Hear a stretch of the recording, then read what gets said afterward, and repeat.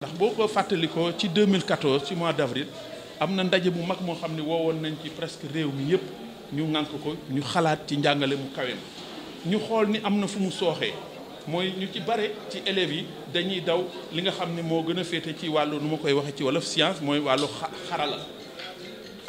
loolu nag bu ñu ko seetloo ñu xam ne bu wéyee Sénégal dana dem benn moment dana soxla ay ingénieur dana soxla lu mel ne ay docteur ak ay technicien supérieur te du ko mën am te loolu réew mu ko ci amul doo jëm kanam doo développé. Alors fi mu nekk nii presque bu ma waxee téeméer yoo jël yuy def baccalauréat lu yées ñaar fukk ñoo ci féete ci série scientifique yooyu loolu ñu xam ne mënul continuer depuis 2013 ba léegi ba ñu waxee loolu ba léegi mbir maa ngi gën a yées xale yi di gën di daw série scientifique li ko waral ci sama xalaat bu gàtt mooy am na lu ñu ragal parce que nit bu dawee rek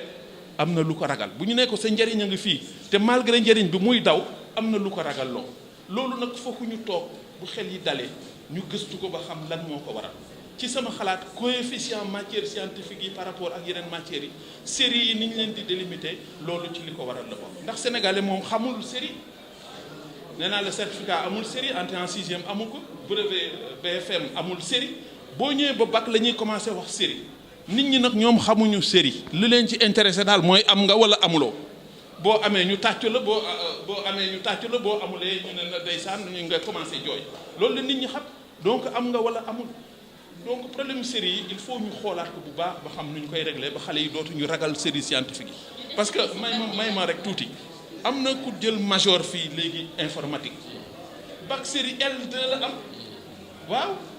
dañ ko classé woon ci littéraire yi ba ni aayul ci science ñu yóbbu ko fële tey mi ngi nii scientifique yi ñu ko booleen ñu am bac scientifique moom moo leen raw rax ci dolli sax jigéen la encore en plus donc daal njaw des na xam ne yaakaar naa ne bu ñu toogee daañu gis fan la problème bi nekk. nañ desandi si bac bi fuite yi si nemmeeku lan la si ministère bi xalaat ak lan la si nar a taxawee. waaw fuite yi pour le moment dama bëgg ñu tey ci parce que mi ngi ci loxo yoon problème bu sérieux la boo xam ne kenn waru ko caaxaane ba ku nekk jóg rek di ci wax dafa am benn waaye bu ne ma man de Sénégal dama jaaxle dafa bari émission wax sa xalaat kañ lay am émission wax ci loo xam parce que nit ñi dañuy wax ci loo xam ni xamuñu ci dara donc mu ngi ci loxo yoon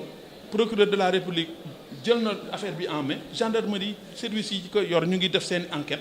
daañu seet mbir mi topp ko ba ca cëppaandaw la ba xam fu mu jóge ak kan moo ko santaane ak lu ko waral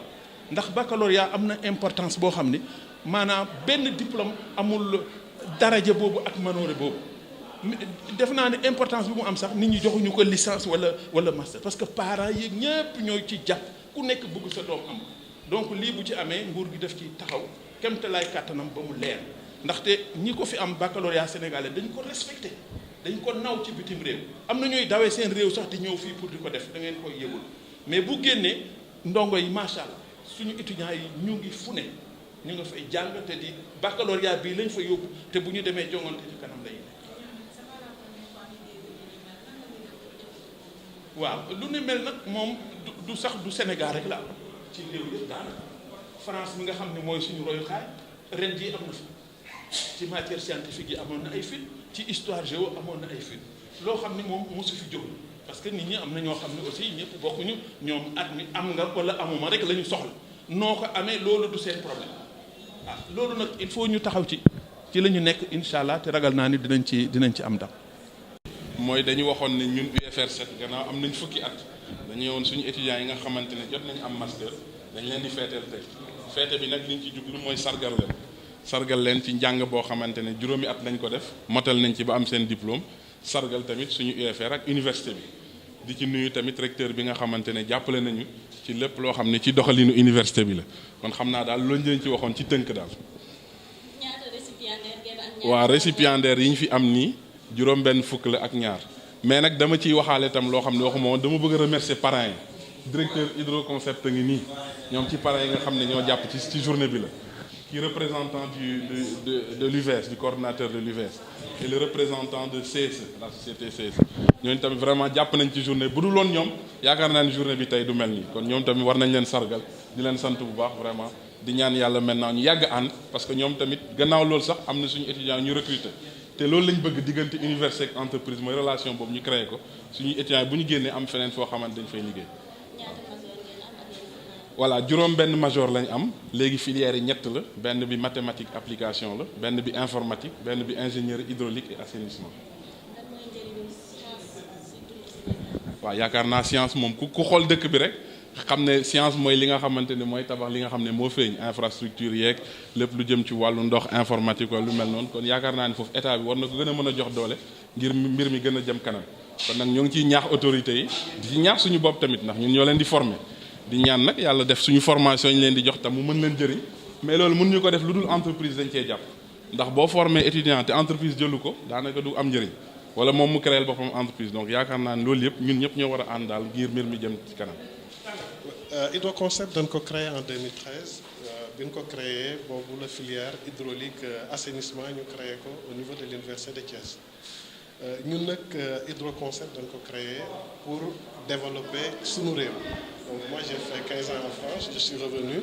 7 ans en tant que responsable de département en région parisienne. Bi ma delsee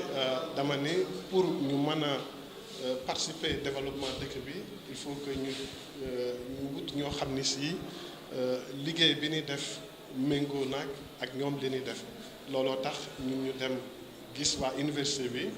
ñu ni leen ñun de li mooy suñu liggéey mooy hydraulique mooy soxali dëkk bi ci wàllu ndox bi ak problème inondation yi fi am yëpp ñu ni leen léegi dañuy wut partenariat maanaam pour ñu am échange entre université bi ak Hydroconcept ci biir partenariat boobu dañu recevoir ay étudiants yoo xam ne si dañuy jóge ci université bi ñëw passer stage ci ñun recevoir nañ leen aussi suñu bureau yi wan nañ leen bureau d'étude lan la ñuy xaar ci étudiants actuellement depuis plus de 7 mois recruté nañu ñetti étudiants yoo xam ne si ay récipiendaires lañu aujourd'hui jox nañ leen seeni diplôme ñoo ngi ci ñun et ñoom dañu jox entière satisfaction su ma waxee loolu damay wax boo xam ni xam naa ko parce que responsable département laa woon région parisienne pendant 7 ans sur les 15 ans que yi ma def foofu et que recevoir naa ingénieur yu commencé yu jógee ci grande école française yëpp donc aujourd'hui il y a une bonne filière au Sénégal filière bi dañ ko war a jàppale accompagner leen et Hydroconcept looloo ko tax a jug maanaam soxali réew mi soxali boobu doomu réew mi ñoo koy def donc Hydroconcept ay doomu réew mi lay liggéeyal pour que problème yi nga xam ni si dañ ko jokkanteel fi ñu toll maanaam ci wàllu assainissement bi ci wàllu érosion côtière bi ci wàllu renouvellement de réseau maanaam ay thèmes la yoo xam ni si pratiquement kenn defagu ci dara avec filière yi nga xam ni si am na ci université de Thiès am nañ ci yaakaar ni ñoom ay artisans la ñuy doon pour ñu éradiquer définitivement les problèmes d'inondation au Sénégal.